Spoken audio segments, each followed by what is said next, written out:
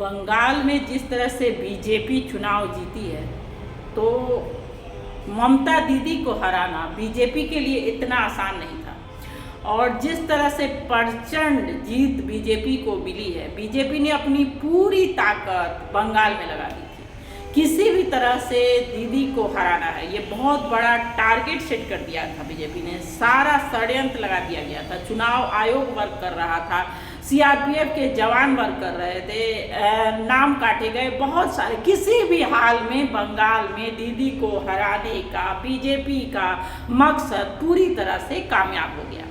अब बीजेपी बंगाल में इतनी ज़्यादा व्यस्त हो गई कि उसने तमिलनाडु पर ध्यान ही नहीं दिया।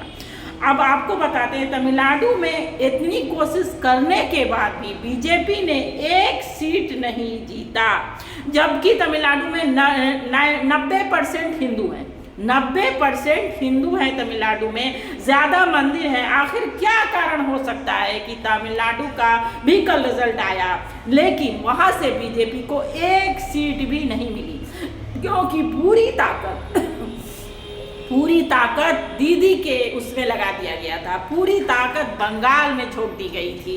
किसी भी हाल से दीदी को हराना है। एक महिला से लड़ने के लिए पूरा षड्यंत्र रचा गया। आखिरकार जीत हासिल हुई और टीएमसी पार्टी को किस तरह से, ममता दीदी को किस तरह से हराया गया, ये किसी से छुपा नहीं है। और तब भी अभी भी टीएमसी जो ममता बनर्जी हैं, वो अभी भी हार मानती हुई नहीं दिख रही हैं। उन्होंने कहा है कि फिर से जांच होगी इस पर। इस तरह का चुनाव रिजल्ट किसी को भी हजम नहीं हो रहा है, चाहे जनता हो, कहीं की भी जनता से आप पूछ लें, इस रिजल्ट से कोई भी खुश नहीं है। आपकी क्या राय, कमेंट में ज़रूर बताएं।